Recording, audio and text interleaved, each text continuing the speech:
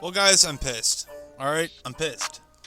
I'm pissed, and it's not because I'm mad at anyone. It's not because I'm mad the Bears didn't make the playoffs. It's because the Chicago Bears, are insane. And let me explain. Let me explain what I mean by that. The definition of insanity is trying the same thing over and over, and expecting a different result. And that's what the Bears do.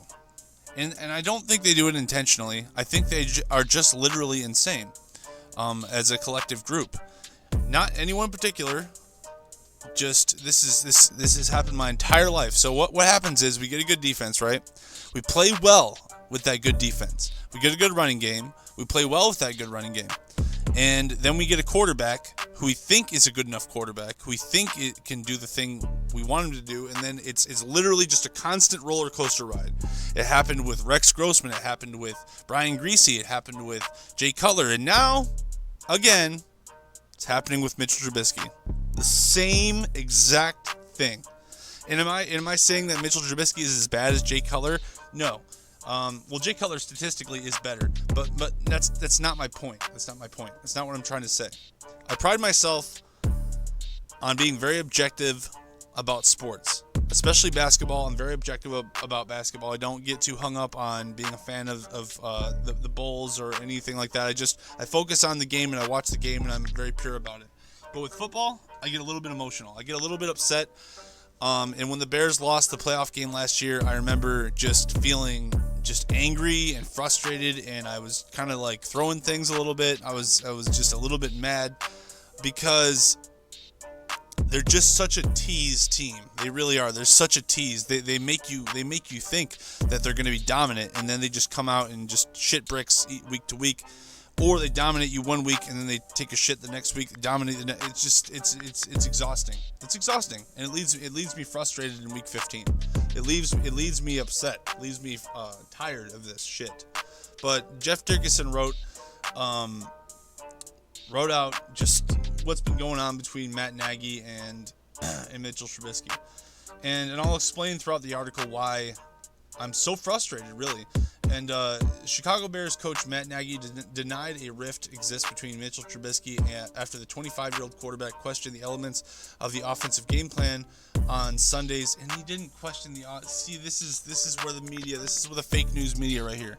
He did not question the elements of the game plan like openly, like they're trying to frame it right here. He had a discussion with his coach. I know we don't know the difference in 2019 between doing good things and doing bad things, but that's actually a good thing. You know, having a discussion with your coach saying, hey, does this work? Should I do this? What works better with this? That's a good thing, dumbass. So ESPN is basically the CNN, Fox News of whatever you don't like of sports media. They just make up whatever they want, whatever's clickbait, whatever's more interesting. Speaking to reporters after the Packers game, Trubisky expressed regret over the offense's inability to move more frequently in the pocket, to change the quarterback's launch approach, to better neutralize Green Bay's pass rush, and aid Chicago's offensive line. Trubisky completed 29 of 53%, or 53 attempts, rather, for 334 yards, 1 touchdown, 2 interceptions, and he was sacked 3 times. That is literally the Bears quarterback always. Like, just barely, maybe 60% passing, 2 interceptions, 1 touchdown, sacked 3 times. That is literally every Bears quarterback of my fucking life. Every one. Literally, 1 touchdown, 2 interceptions, or a fumble, and sacked 3 times. Always. But he also, here's the good thing about Trubisky, he also rushed for 96 yards, so he's a scrambler. So he's a little bit better in that regard. And I think that he has a little bit more potential than somebody like Jay Cutler, who has a horrible attitude. I think that Trubisky actually, and this is why I'm so damn frustrated, because I'm tired of this. Like, we could have had Deshaun Watson. I literally was sitting there watching the draft saying Deshaun Watson. Like, when we had the pick, I said Deshaun Watson, draft Deshaun Watson. Draft him. Draft Deshaun Watson. No! What the fuck? I remember it like it was yesterday, because I'm literally sitting here, draft him, draft this guy. and they don't draft him. And then what does he do? He goes in the league and has an amazing career. And if we would have just had him, we would have already had a Super Bowl. And I know we missed on Mahomes too. Everyone's going to be like, Mahomes in the comments. I get it. But we didn't know Mahomes. Nobody knew Mahomes. Everyone knew Watson was going to be good. So you get the obvious choice. You don't reach for down the. You don't like dig your hands in the bottom of the box and try to find the guy who you think is going to be an outlier. Turns out he wasn't. Turns out he's exactly who everyone thought he was going to be, a regular average quarterback who we're going to have struggles with 5 years down the road. And again, I don't dislike Trubisky. I don't even dislike him. I don't even think he's a bad guy. I think he cares about winning. I really do. I actually think he wants to win. I think he wants to improve. I think he wants to get better, unlike Jay Cutler, unlike Rex Grossman. Who, you know what? I'll break all three of those guys down really quick. Rex Grossman, his problem was his confidence. His confidence would dwindle week to week. Some weeks he'd come in there and he'd have all his confidence in the world. And some weeks somebody would say something in the press and he would come out and look like a total bitch. Jay Cutler was just a bitch. He was the most talented bitch I've ever seen. He did not give a shit about football. He still doesn't care.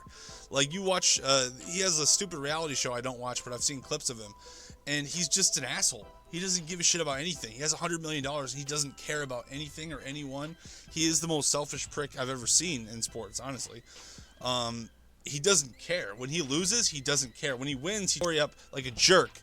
And then he just, it's just ridiculous. I'm sick of it. It's ridiculous. I hate people like that. So Mitchell Trubisky he shakes off confidence and he cares about winning. So he's already mentally better than Rex Grossman and Jay Cutler. So I will concede that. He is mentally better. It's just the performance, man.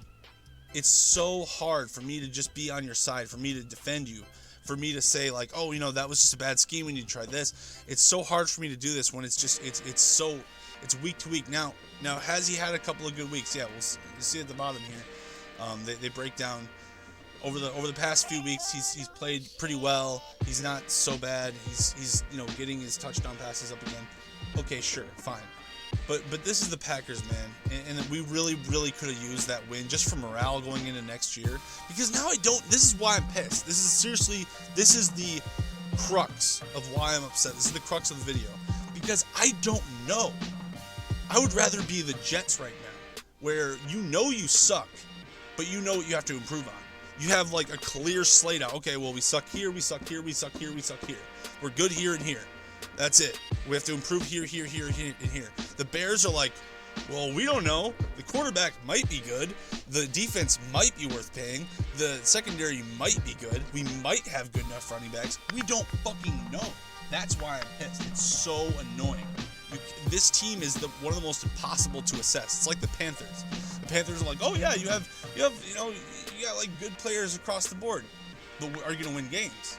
Same with the Bears. You have good players across the board, but are you going to win games? I'd rather be a failure and know where we stand than just like be in this limbo or like, oh, I don't know if we're going to be good next year or not. See, like that's the thing. Because people are blaming Trubisky, they're blaming Nagy. I blame everyone. I blame this insane organization for, I'm being too harsh. I know this. Because they do try and they do well and they paid Mac and they have good guys. They have a good team. But it's just so frustrating that we have this again. We literally have this 8-8. We have this 8-8, 5-7, or rather 5-11 team, or potentially 10-16 next year. We don't even know. That's what's frustrating. We don't know. We don't like we're not going into the season going, oh, we're excited about this because we don't know anymore. You basically you started up a really cool jet ride, and then you just like turn it on cruise halfway through. Are we ever gonna go fast again? I don't know. We're kind of in limbo right now. We're kind of just floating above everyone, or in the middle of everyone. It's very frustrating. It's very frustrating. But at the same time, like, I have mixed feelings because I also think that they're getting better from week to week. I also think that they're kind of like picking themselves back up from the initial failure of this season. Basically, everyone got tape on Trubisky, figured out how to beat Nagy's offense, and after that, here's where we are. So Nagy said, you guys are always catching us right after the game. So he's talking about the media. You guys are, and there's a lot of motions, he says, that go through the players and everything. Here we are losing a game like that, knowing we could have played better. So I don't exactly know what the question that was asked, but I'm saying you sense the frustration. I think Mitch, better than anyone in the building, maybe he thinks I know Mitch better than anyone in the building. That's what Nagy says. He knows Mitch better than anyone in the building, besides David Rogaine, the quarterback's coach. So I know the effect or what he means by any of that. I think probably, if I'm going to go back and watching that, it's probably very general and big picture, but also right after the game. So I take nothing by that, and we have a great relationship. Except, like, okay, you just lose a game, right? And you mess something up, or the coach calls something you don't like, and you have a question about it, or you get frustrated. Are you seriously going to say that this is why the Chicago media is too aggressive? It's too aggressive. He says we're always trying to figure things out. Quote, we always are talking through trying to figure things out. Hey, do we we did this right after the first series. We saw some things after they were doing things differently. We had to make an adjustment. We communicated that with the whole team and make adjustments, and we made adjustments on the fly. I think that for all of us, just the biggest thing is trying to do together and execute everything that's there. And for whatever reason, it just felt a little bit more Sunday with, okay, blah, blah, blah, a bunch of shit. Trubisky's played improved in recent. Okay, great. Blah, blah, blah. Nothing. Bottom line is that we don't know where we stand again with the Bears. We had the same feeling with Grossman. We had the same feeling with Jay Cutler. And here we are again with Mitch Trubisky. I definitely want him back next year. I don't think you should, somebody in Rumboys After Dark said just cut him and draft another. That's stupid. No, we're not going to cut him. We're going to let him compete. But I also think we should draft a few quarterbacks to see what's in the draft. Anyway, yeah, this has been a frustrating video for me. This is the only time I get really annoyed is when the Bears leave me in limbo like this. So thanks for watching, and check out Rumboys. We got a bunch of talented writers on rumboys.com in the Captain's Corner.